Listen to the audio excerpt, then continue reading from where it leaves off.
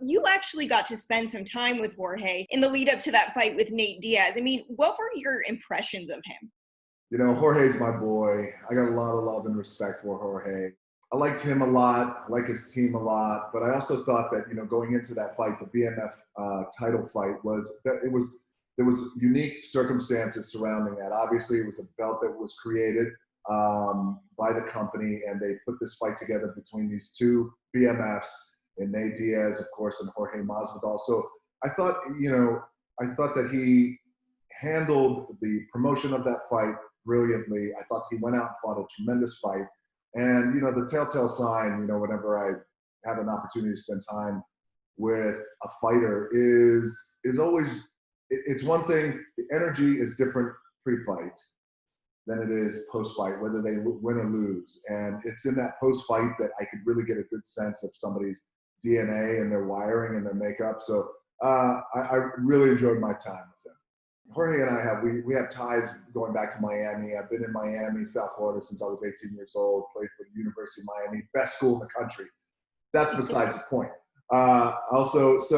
There's been the legend of Jorge Masvidal was very real down in Miami, starting in streets and street fighting, but then also continued to hone his skills.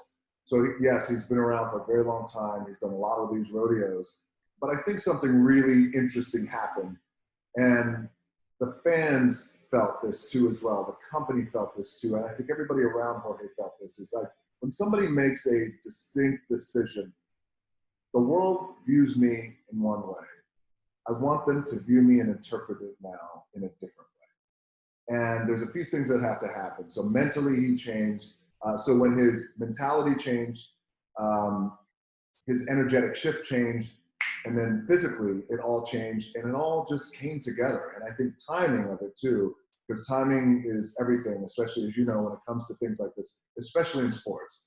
Timing came together great. I think the world was ready for this new iteration of Jorge Masvidal, and this awakening, if you will. And then the bottom line is, the guy went out and proved it. Yeah, absolutely. He calls it the resurrection. And I think it's perfectly said. What you just mentioned about timing is really everything. I mean, even for this fight, timing is everything. And this is taking place on Fight Island, something that a few months ago we all would have been scratching our heads like, oh, okay, what are we talking about? So for you as a UFC fan, the first time you heard Dana White say, okay, we're going to have Fight Island, I mean, what went through your mind?